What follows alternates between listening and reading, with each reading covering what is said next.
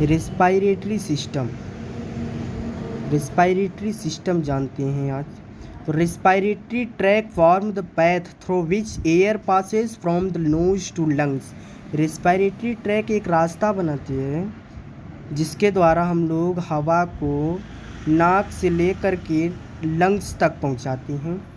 और क्या होता है इसमें, exchange of gases during internal and external respiration is major function of respiratory system। Respiratory system का मेजर फंक्शन जो है वो गैसों का एक्सचेंजेशन करवाना होता है, चाहे वो इंटरनल हो या एक्सटर्नल हो, यही इसका मेन फंक्शन होता है। It also filters, warms, humidifies. ये फिल्टर और वार्म मतलब गर्म करना, और ह्यूमिडिफाइज मतलब नरम करना, नम करना, किसी चीज़ को भिगोना। इनहेल्ड एयर, सांस जो इनहेल्ड करते हैं, अंदर लेते हैं, उसको फिल्टर करने का काम और वार्म करने का काम और ह्यूमिडिफाई करने का काम रेस्पिरेटरी सिस्टम में देखा जाता है। Process by which oxygen is taken in and CO2 is given out. इसमें जो प्रोसेस होता है वो ऑक्सीजन को अंदर लेते हैं, टेकन इन, और CO2 कार्बन डाइऑक्साइड को गिवन आउट, बाहर करते हैं।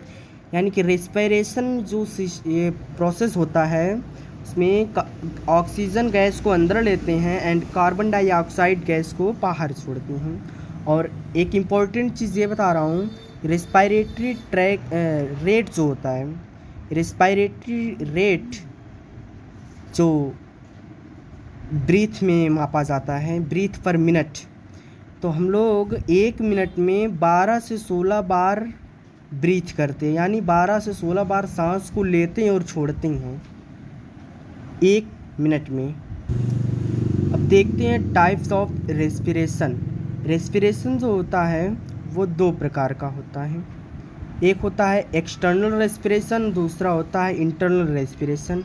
एक्सटर्नल रेस्पिरेशन में रेस्पिरेटरी गैसेस का एक्सचेंजेशन होता है लंग्स और ब्लड के बीच में।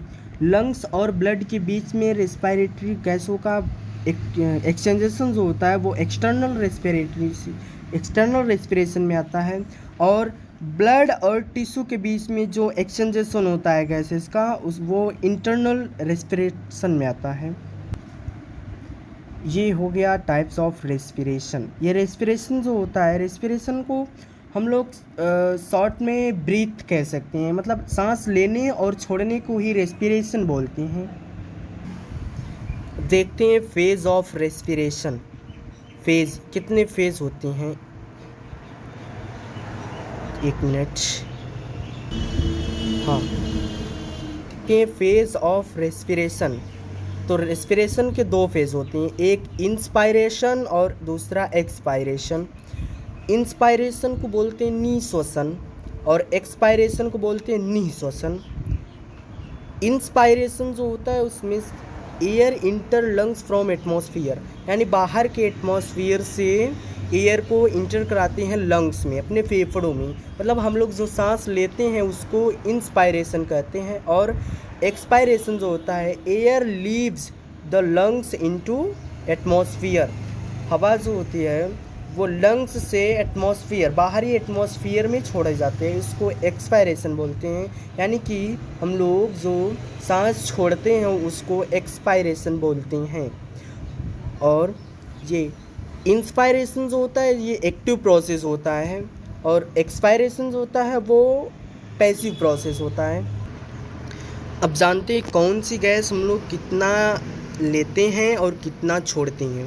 ओके, यानी कि कौन सी गैस का कितना इंस्पायरेशन करते हैं और कितना एक्सपायरेशन करते हैं। देखते हैं हम लोग कितना गैस लेते हैं और कितना परसेंट कितना गैस छोड़ते हैं। ठीक है, तो जो इंस्पायरेशन करते हैं, सांस को अंदर लेते हैं, उसमें 78% नाइट्रोजन गैस लेते हैं और 21% ऑक्सीजन गैस लेते हैं एंड 0.03% कार्बन डाइऑक्साइड गैस लेते हैं। और छोड़ने के देखते हैं तो एक्सपायरेशन जो करते हैं उसमें नाइट्रोजन 78%, छोड़ते हैं और ऑक्सीजन गैस 17% छोड़ते हैं और कार्बन डाइऑक्साइड गैस 4% छोड़ते हैं। यानी नाइट्रोजन 78% लेते हैं तो फिर पूरा पूरा 78% छोड़ देते हैं और ऑक्सीजन गैस 21% लेते हैं जिसमें से 17% यानी 17% छोड़ देते हैं, यानी कि 4% यहाँ पर बचत कर लेते हैं। और कार्बन डाइऑक्साइड गैस को बहुत थोड़ा सा लेते हैं 0.03% और छोड़ते हैं हम लोग 4% हैं।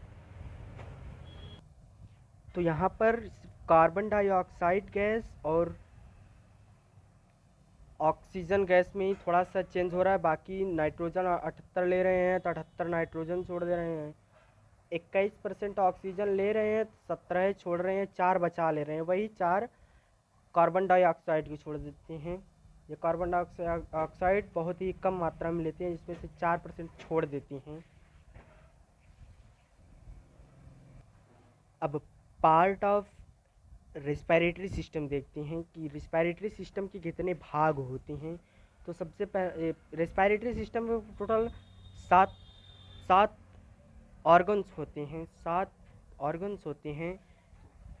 ये ऑर्गन्स 2 भागों में बटे रहते हैं, एक अपर रेस्पिरेटरी ट्रैक, दूसरा लोअर रेस्पिरेटरी ट्रैक। तो सातों ऑर्गनों का नाम जानते हैं। एक आता है नोज़, दूसरा फेरिंग्स जिसको थ्रोट बोलते हैं, एंड तीसरा लैरिंग्स जिसको वॉइस बॉक्स बोलते हैं, चौथा ट्रैकिया जिसको विंड पाइप यानी हवा की पाइप बोलते हैं, और पांचवा ब्रोंकाई।